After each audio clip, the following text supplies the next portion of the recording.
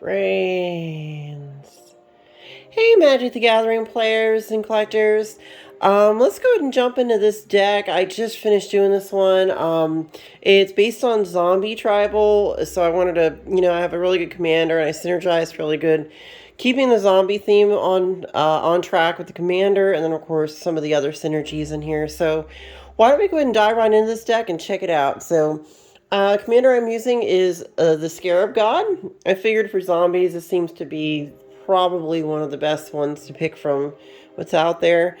Now, of course, it's a legendary creature god. This one came out in Hour of Devastation, that the Amonkhet block with the Egyptian theme stuff. He's a legendary creature god. At the beginning of your upkeep, each opponent loses X life, and you scry X, where X is the number of zombies you control. So the idea here is, first off, you want to go ahead and manufacture a lot of zombies, or at least have cards that are bringing zombies onto the battlefield. Now, when he's in play, of course, you can play 2, a blue and a black, and you can exile a target creature card from a graveyard. When you do this, you can create a token that's a copy of it, except it's a 4/4 black zombie. So you can basically target an opponent's graveyard, your graveyard, pretty much anybody's graveyard, and go ahead and copy a creature in there, and then, of course, you're creating a 4/4 black zombie. It's pretty cool.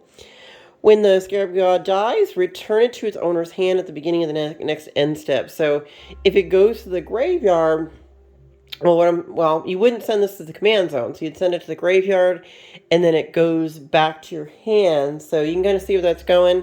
It's a good way to avoid commander attacks, which is pretty much phenomenal, because people, if they counter this, it would be +2 and +2.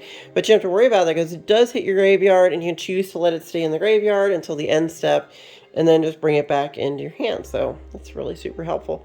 All right, let's go ahead and jump into the other 99. I think I want to go ahead and jump into the lands first. So I have quite a variety here. You can kind of see around the border. These are the basics, and I decided to use a lot of the Innistrad lands, and one of the I think it's a Secret Lair land, because it goes perfect with the desk. It's so cool. All right, so let's look at some of the different non-basics that I used here. First we got is Sunken Ruins. You can pay 1, or you can filter. It's basically a filter land. So if you've never seen this type of land before, you can choose to pay either blue or black, and then you get 2, whatever of these 2 patterns you want to get out of it. So it's really a cool land if you need that to get the right color mana you're looking for. A lot of people don't know about these, believe it or not. Your newer players may have never seen them, so it's a thing. Next we got is a Watery Grave. It enters the battlefield. You may pay 2 life. If you do, it enters the battlefield tapped. If you don't, excuse me, it enters the battlefield tapped. Now, these type of lands, these shock lands, you can also fetch them, because an island and a swamp. So if you have a fetch land, you can go get it out of your deck and then put it into play. So it's a good way to get your dual mana source from a fetch land. So it's pretty cool. Next we got is Choked Estuary. When it enters the battlefield, you may reveal an island or a swamp card from your hand. If you don't, Choked Estuary enters the battlefield tapped, and of course you tap it for the duel. Morphic Pool, great for commander. You're in a multiplayer game, so you play this, you can tap for either blue or black. Really cool. Next we got is going to be Shipwreck Marsh. When it enters the battlefield tapped unless you control 2 or more other lands. So it doesn't necessarily have to be a basic swamp or a basic island. You can just, any other land you have in play, it can come into play, untapped. So super useful. Polluted Delta, it's a fetch land. Allows you to go get, a swamp or an island, or like I showed you before, the land. As long as it has a designation on there for island or swamp, you can go get it. So it's really cool. So shock lands count as that as well. Next we got is this one. It's going to be Underground River. This pain land, you tap it for one of the 2 colors and you take a damage. So good to get you color when you need it. Next we got is Drowned Catacombs. It enters the battlefield tapped unless you control an island or a swamp. So it's a check land. Checks for that stuff. This one, you can pay any color and get either of those 2. It's kind of like the filter land, but a little bit more limited. So filter land gives you more options. Really cool. Next we got is Temple of the False God. You have to have 5 or more lands to tap. When you tap it, of course, you get the 2 mana. So definitely useful when your later games starting to get need the ramp for bigger spells. Reliquary Tower, no maximum hand size, super good. This card, you have to have this in this type of deck because, I mean, on a land, if you can put a target zombie card from your graveyard on top of your library. So if one of your good zombies gets board wiped or whatever, you just pay 1 and tap it and you get what you want back. So super, super useful. Great card. Volrath Stronghold. Pretty similar to the last one. But you put target creature card from your graveyard on top of your library. So very similar to the last one. So you get that either one of these cards can allow you to do that. So I thought that was really cool. Field of the Dead. Whenever the Field of the Dead or another land enters the battlefield under control, if you control 7 or more lands with a different names, you create a 2/2 black zombie creature token. So yeah, I thought that was really super cool. You know, good way to get those zombies out. Next card is, what you want to do here is you sacrifice the created zombie tokens to this. If you sacrifice one of your creatures but remove it from the game instead of placing it in the graveyard, you put a counter on City of Shadows. And you can tap it, of course, for X colorless mana. And add that to your mana pool, where X is the number of counters in City of Shadows. So really super useful to sack some of your zombies to it and get some mana ramp later. Next card we got is Tyrite Sanctum. You can pay the 2 and turn a target legendary creature and make it a god. Now, reason I put this in here is that the commander is already a god. So let's go and take a look. See, it's already a creature type god. So you don't have to pay the 2 mana for that part. You can, though, pay the 4 mana and sacrifice the land, and then you can put an indestructible counter on the Scarab God. So that way, it's going to be very difficult for someone to remove the Scarab God from the battlefield. So super useful. Next we got is going to be Phyrexian Tower. You can tap and sacrifice a creature to get 2 black mana. Super helpful. We're going to jump into Castle Locthwain. It enters the battlefield tapped unless you control a swamp. You tap it, you can add a black. Of course, you can pay 1 and 2, draw a card, and then lose life equal to the number of cards in your hand. So if you really, really have to have that card draw, it's built onto this land. So I thought that would be kind of useful. This is one of the 2 pieces in terms of your non-basic lands that you have to have or run in this deck to really make it shine. You pay 2, you tap it, you add a black mana for each swamp you control. Now, there are some swamps here, but there's a card that you're going to want to have in play, if possible, that allows you to tap everything basically as a swamp. So that would be this one. Urborg, Tomb of Yawgmoth. Each land is a swamp in addition to its other land type. So no matter what other non-basic or whatever you have out, if you have Tomb of Yawgmoth in play, well then you can go ahead and pretty well assume that you can tap the Cabal coffers. Let's say you have 6 lands and 3 of them are non-basic. Well, they're all swamps, including this one. This actually becomes a swamp too because it's a land. So when you pay the 2, you tap it, you can get 6 mana off of Cabal coffers when you have Urborg, Tomb of Yawgmoth in play. So kind of cool how you can get that and synergize it really well and really stack up some mana ramp.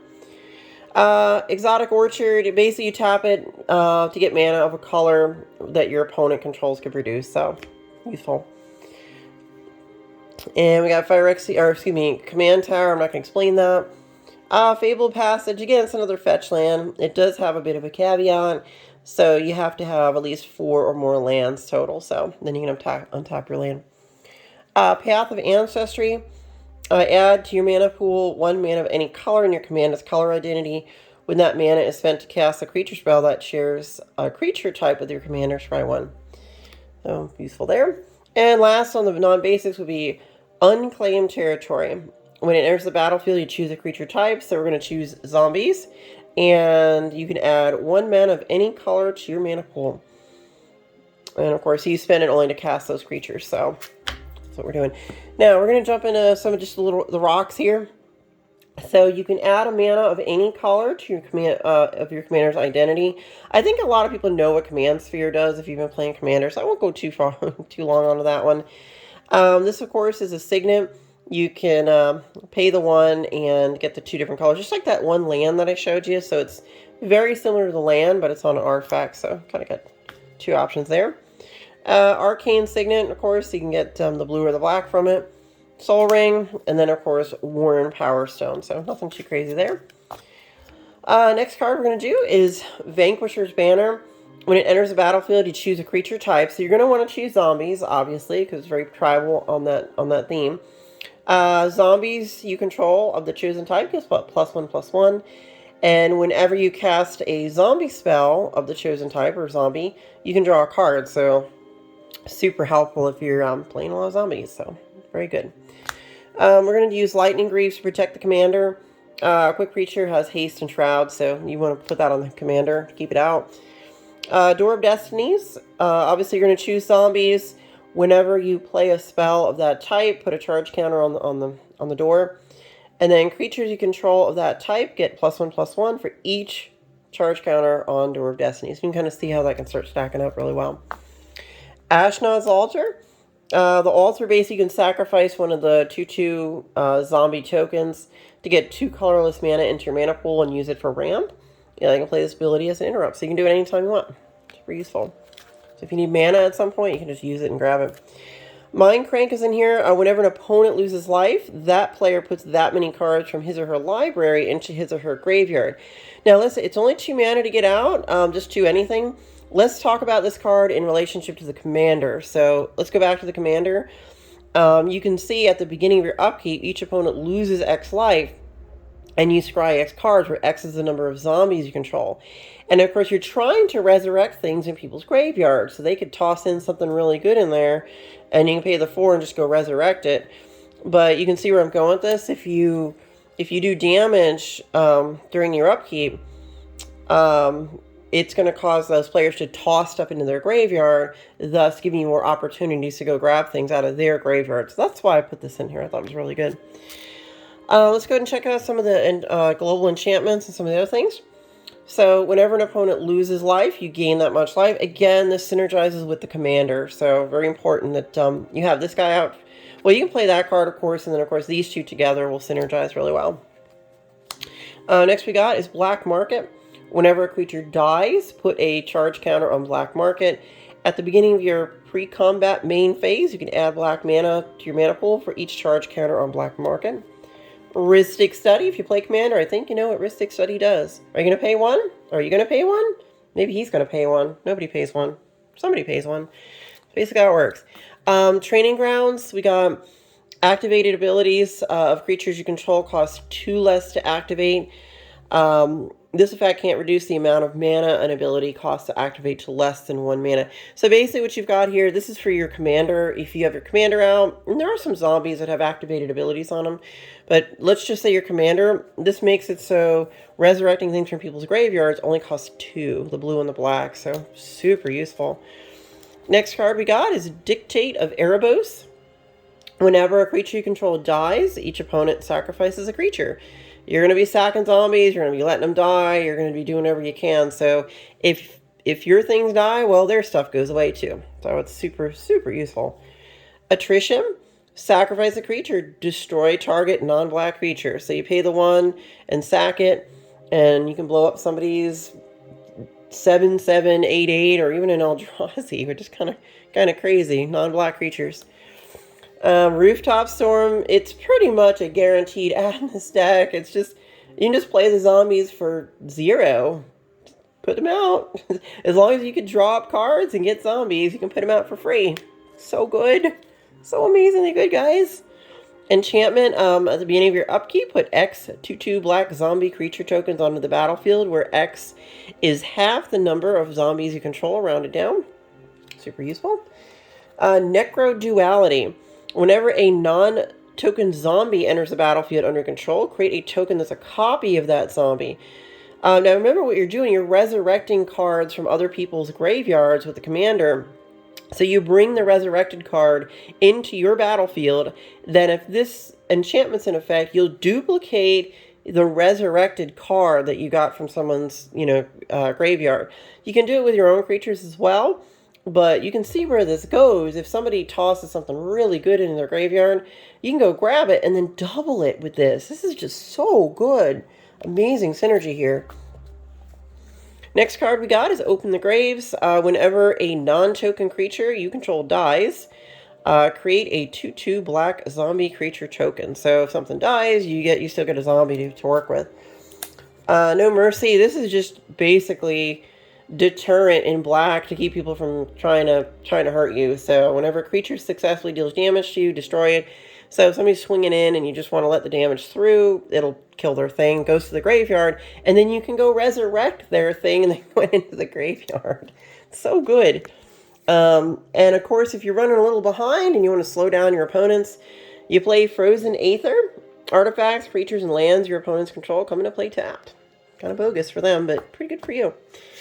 Next we got is Curse of Disturbance. Now this is an aura curse, so you enchant a specific player. If you have somebody that's Timmy combo or whatever, you can put this on that person. And then of course, whenever an enchanted player is attacked by anyone at the table, you create a 2/2 black zombie creature token. Each opponent attacking that player does the same. So it kind of causes people to, you know, that one person that's getting a little bit too crazy, you know, you can, and people need blockers, you can put this on somebody, you get the token, but so does everybody else. You can kind of see what's going on there. So it's kind of a good way to deal with a certain kind of player at the table. So I thought that was cool. Now, we got some instants, we got some sorceries, and all kinds of goodies. So I only put one instant in here. You can look at the top. It's Limdol's Vault. You can look at the top cards of your library as many times as you choose. You may pay 1 life to put one of those cards in the bottom of your library. To put those cards, put all of those cards if you want to on the bottom of your library, and look at the top 5 cards of your library. Shuffle all but the top 5 cards of your library. Put those 5 on top of your library in any order. Effects that prevent or redirect damage cannot be used to counter this loss of life. So basically, you pay the 2, you dig through the top 5 cards of your library. If you don't like what you see, you toss it on the bottom, get 5 more, pay 1 life. You can see it's a really good way to look for, kind of go looking and digging for stuff you need to run your deck. Super great card if you didn't know about this one. Let's go ahead and take a look at some of the sorceries. We're getting on to some of the tribe here. Oh, looks like we're going to move this bone out of the way. Okay. All right. We're going to go ahead and look at Reanimate. It's only 1. You put target creature card from any graveyard into play under your control. Lose life equal to the creature's total casting cost. You can get your own stuff, or it's very similar to Commander. But this only costs 1. 1 mana. That's so good. Torment of Hellfire. Repeat the process X times. So you drop as much mana as you can in X.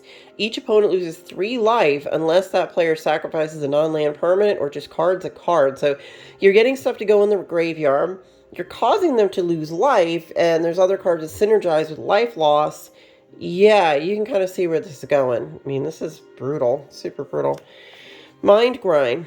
I put this in here because what happens to it causes opponents to basically trash a lot of stuff into their graveyard that you can go get. Each opponent reveals cards from the top of his or her library until he or she reveals X land cards, then puts all cards revealed that way onto his or her graveyard. Can't be 0. So basically you drop, let's say, 6 mana into X, people are going to have to, throw things into their graveyard until they get to 6 lands. So it's really super good.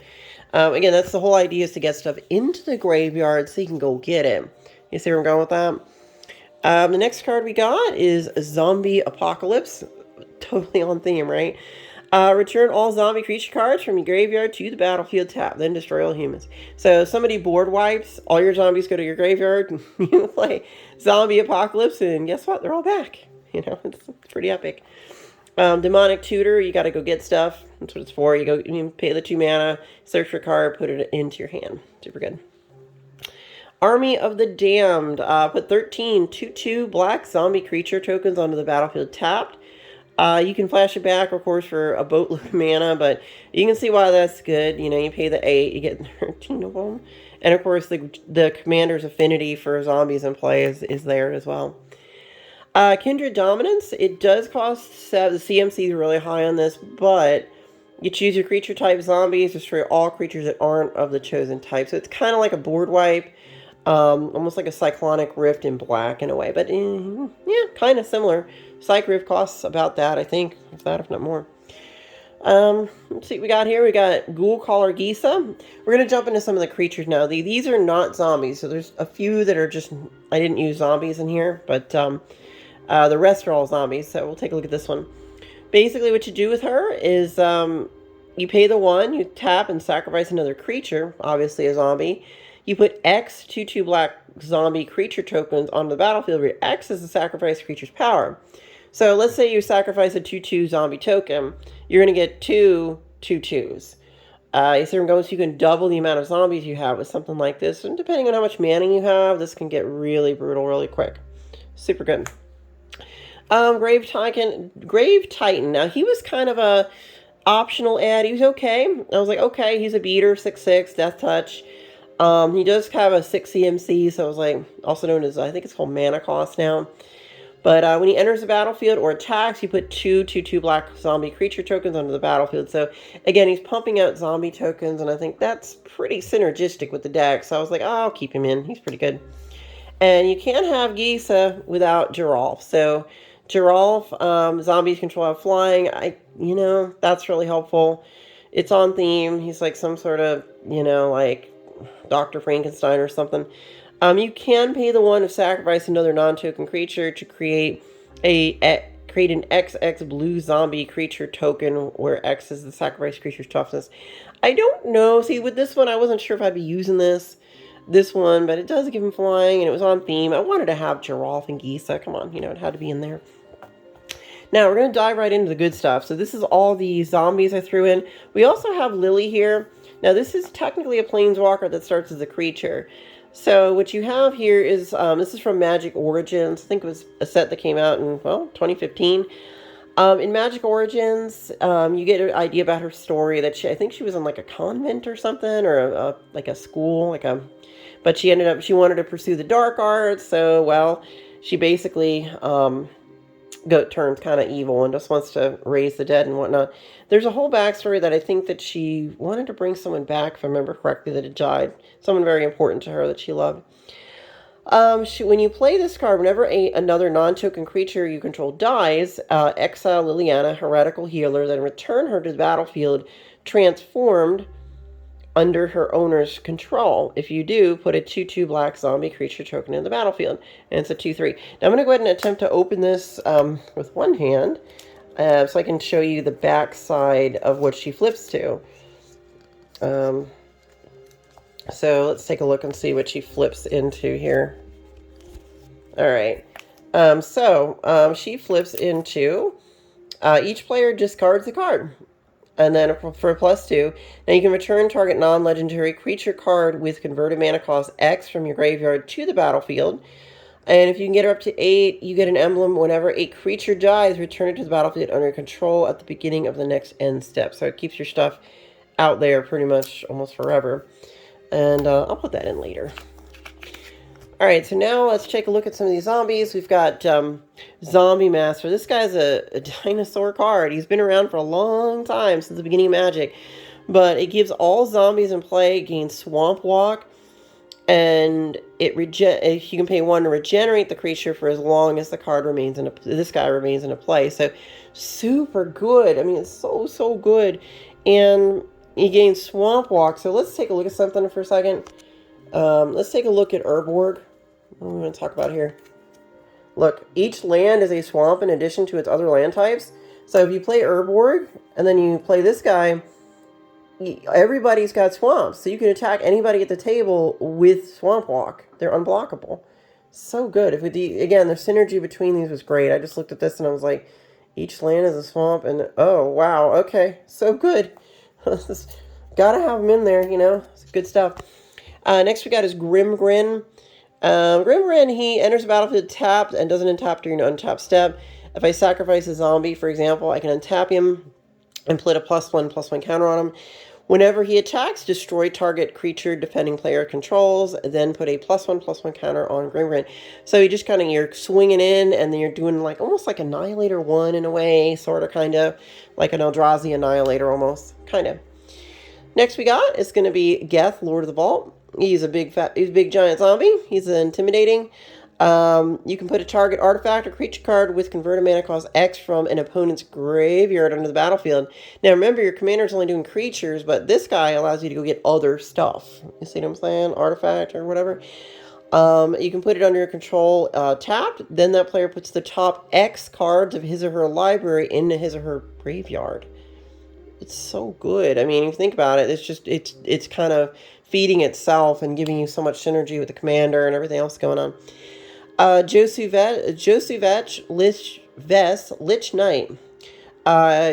You pay the 2, of course. The creature itself is a 4/5 with Menace. If you do have the mana to get to that kicker, when it enters the battlefield, if it was kicked, create 8 2/2 black zombie knight creature tokens with Menace. So that is just, if you can get the mana for this, it's super good. So it's more like you can play it mid-game or you can play it late-game. Either way. So I like that it gave you both options.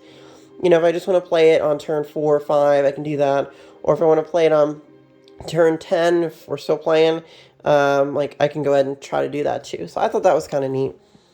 We got the Cemetery Reaper. Other zombies control get +1/+1. He's a zombie lord. Of course, he has an activated ability. Exile target creature card from a graveyard. Put a 2/2 black zombie creature token onto the battlefield. And you can also see why cards like this, why I put in Training Grounds. Because again, Training Grounds would reduce some of these activated ability costs. Not Kicker, I don't think it does that. But activated abilities definitely makes that only 1 mana. We got Diagraph Captain. Other zombies, creatures you control get +1/+1. Whenever another zombie you control dies, target opponent loses 1 life. So good. Another zombie beast. He's actually he's a really cheap CMC for a 5/4. He has Menace. When he enters the battlefield, you put 2 -1/- counters on target creature you control, probably a zombie. Whenever another zombie you control dies, each opponent loses a life. So again, it's super synergy there. Good stuff for cheap mana. We got Tormod, the Desecrator.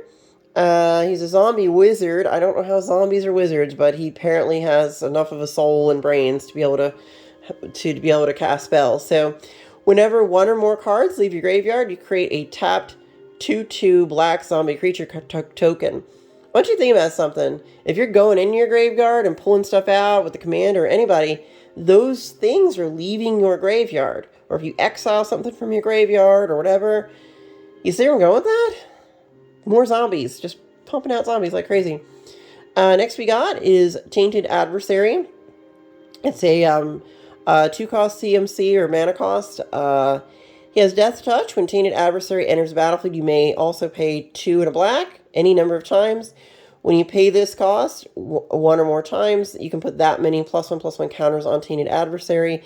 Then create twice as many 2/2 black zombie creature tokens with Decay. Again, you're grabbing for zombies to get that threshold on the amount of zombies higher to drain people on your upkeep with your commander.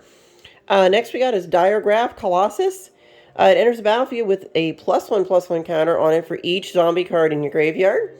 Whenever you cast a zombie spell, put a 2/2 black zombie creature token onto the battlefield tapped. Manufacturing zombies. So super good. Next we got is Undead Alchemist. If a zombie you control would deal combat damage to a player, instead that player puts that many cards from the top of his or her library into his or her graveyard.